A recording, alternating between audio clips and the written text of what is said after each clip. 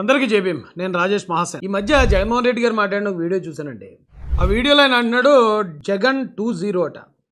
ఇక నెక్స్ట్ వచ్చే జగన్ 2.0లో మాత్రం పరిస్థితి ఉండదు అని చెప్తాను. ఆ జగన్ 2.0లో భాగంగా సప్త సముద్రాల అవతల సరే ఎవరినో లాక్కొస్తారట. నెక్స్ట్ అధికారంలోకి వాళ్ళే వస్తున్నారట. ఈసారి మాత్రం ఖచ్చితంగా మెసేజ్ ఖచ్చితంగా పోతుంది. వాళ్ళందరినీ కూడా చూస్తూ ఊరుకోము. ఒకవేళ వాళ్ళు రిటైర్ అయిపోయి వెళ్ళిపోయినా, లేకపోతే వాళ్ళు దేశం విడిచిపెట్టిపోయినా కూడా ఎవరిని వదిలిపెట్టం. సప్త సముద్రాల అవతలు ఉన్నా కూడా అందరినీ కూడా పిలిపించే కార్యక్రమం చేస్తాం. పిలిపించిన తర్వాత సినిమా మామూలుగా ఉండదు.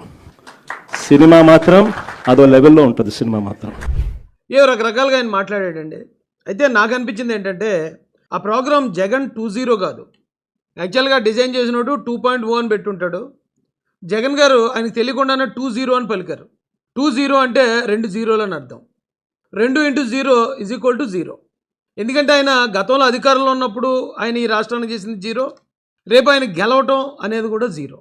ఈ మీటింగ్లోనే ఆయన ఎంపీటీసీలను ఆయన పార్టీలో నిలబెట్టుకోవడానికి చాలా తాపత్రయపడుతున్నాడు. ఆయన మా ఎంపీటీసీలు చాలా నిజాయితీ పరులు, మా ఎంపీటీసీలు చాలా నిబద్ధత కలిగిన వాళ్ళని తెగపోడేస్తున్నాడు. ఇక్కడ కూడా మన వాళ్ళు చాలా గట్టిగా కూడా నిలబడతా ఉన్నారు అని అంటే నిజంగా గొప్ప సంగతి. ఇక్కడ అందరికీ కూడా అభినందించాల్సిన అవసరం. నాయకుడు అనేవాడు ఎలా ఉండాలి అనే దానికి నిదర్శనం మన ఎంపీటీసీలు ఎవరైతే ఇవాళ తెగో చూపుతా ఉన్నారో, విలువలకు విశ్వసనీయతకు గట్టిగా నిలబడి, మేము ఎంపీటీసీలమైనా జెడ్పీటీసీలమైనా కౌన్సిలర్లమైనా, అయ్యా చంద్రబాబు నీకన్నా పోలిస్తే మేము చాలా చిన్న పదవుల్లో ఉన్న వాళ్ళము, అయినా కూడా మాకు విలువలు ఉన్నాయి, విశ్వసనీయత ఉంది, రాజకీయాలకు అర్థం మేము చెప్తా ఉన్నాం అని చెప్పి ఇక్కడి నుంచి మన వాళ్ళు సంకేతం ఇస్తా ఉన్నారు చంద్రబాబు నాయుడు. కారణం ఏంటంటే ఆ ఎంపీటీసీలు అందరూ పార్టీ మారిపోయే ప్రమాదం ఆయన గ్రహించాడు. ఎంపీటీసీలు ఏమండి, జెడ్పీటీసీలు, ఎమ్మెల్యేలు మొత్తం అందరూ పార్టీని వదిలేయడానికి రెడీగా ఉన్నారు. సో వాళ్ళని నిలబెట్టుకోవడానికి ఆయన ఒక పార్టీ అధినేతగా ఆయన తాపత్రయాన్ని పడుతున్నాడు అనుకోండి. అయితే వైసీపీ వాళ్ళు అందరూ గమనించాల్సిన విషయం ఒకటి ఉంది. అధికారం అంటే అదేమి పంక్తి భోజనం కాదు. మా ప్రాంతాల్లో బంతి భోజనం అంటారు. అంటే వరుసగా కూర్చొని భోజనం చేయడం అండి. ఇప్పుడు వైసీపీ వాళ్ళు ఏమనుకుంటున్నారంటే అధికారాన్ని కూడా పంక్తి భోజనం కింద వాళ్ళు భావిస్తున్నారు. పంక్తి భోజనంలో ఏం జరుగుతుంది అంటే వరుసగా నలుగురు కూర్చున్నారు అనుకోండి. ఫస్ట్ ఆయనకి రైస్ వడ్డించారంటే ఆ తర్వాత ఆయనకి పెడతారు, ఆ తర్వాత ఆయనకి పెడతారు, ఆ తర్వాత ఆయనకి వరుసగా పెట్టుకుంటూ వెళ్ళిపోతారు. కానీ అధికారం అంటే అలా కాదండి.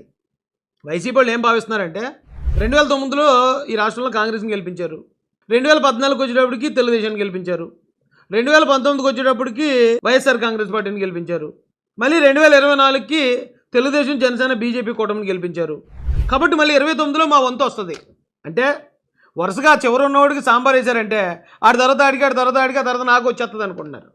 కానీ అధికారం అంటే పంక్తి భోజనం కాదు, ప్రజలు ఇవ్వాల్సింది. మీరు గమనిస్తే వైసీపీ వాళ్ళు ఈ వైఎస్ఆర్సీపీ గెలవటమే ఒక యాక్సిడెంటల్గా అధికారంలోకి వచ్చేసారు మీరు.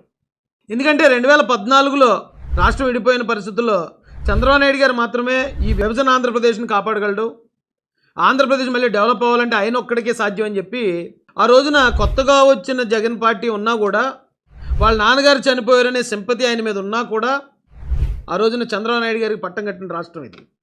అయితే 2019కి వచ్చేటప్పటికి చంద్రబాబు నాయుడు గారు చేసిన అభివృద్ధి కన్నా ఇంకా గొప్పగా ఏదో చేస్తాడేమో. ఆల్రెడీ వీళ్ళు డబ్బులు సంపాదించుకున్నారు వైఎస్ఆర్ ఫ్యామిలీ. ఇక మళ్ళీ డబ్బులు సంపాదన మీద పెట్టకుండా ఈయన ఏదైనా రాష్ట్రానికి చేస్తాడేమో సార్ చూద్దామని చెప్పి యాక్సిడెంటల్గా 2019లో ఓటేశారు వైసీపీకి.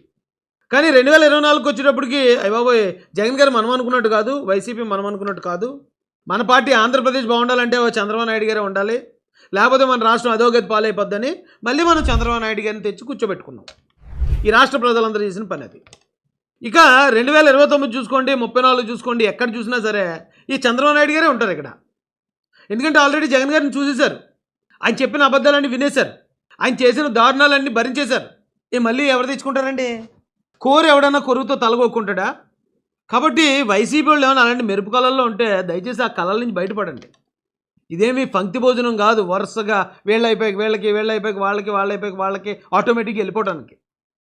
ఇక్కడ ఆంధ్రప్రదేశ్ ప్రజలకు ఒక క్లారిటీ ఉంది. ఈ వైసీపీ పార్టీకి అధికారం ఎప్పట్లో రావడం అయితే కళ.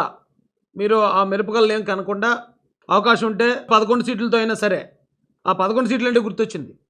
మీరు చంద్రబాబు నాయుడు గారు చాలా దారుణంగా విమర్శించేవారు వైసీపీ వాళ్ళు అందరూ కలిసి. ఎంత ఘోరంగా అంటే 23కే పరిమితం అయిపోయాం, 23కే పరిమితం చేసామని. కానీ దేవుడు ఏం చేశాడో చూసారా? 23లో సగం 11.5, కనీసం ఆ సగం కూడా రానివ్వకుండా మీకు 11 ఇచ్చాడు. మళ్ళీ 12 ఇస్తే సగం కన్నా ఎక్కువైపోతాయి.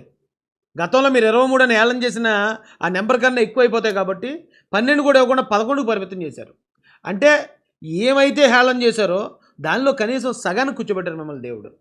ఈ రాష్ట్ర చరిత్రలో, ఈ రాష్ట్ర రాజకీయాల్లో మీరు కూడా చోటమోట పార్టీగా ఓ 10 సీట్లో 12 సీట్లో గెలుస్తూ మీ ప్రాధాన్యత కూడా అసెంబ్లీలో ఉంచుతూ ఈ రాష్ట్ర భవిష్యత్తుకి, ఈ రాష్ట్ర అభివృద్ధికి మీ సహకారాన్ని కూడా అందించాల్సిందిగా ఆ వైసీపీ నాయకులకి, వైసీపీ కార్యకర్తలకి, వైసీపీ ఎమ్మెల్యేలకి హృదయపూర్వకంగా రిక్వెస్ట్ చేస్తూ జై భీమ్, జై భారత్, జై మహాసేన, జై తెలుగుదేశం, జై చంద్రబాబు, జై లోకేష్.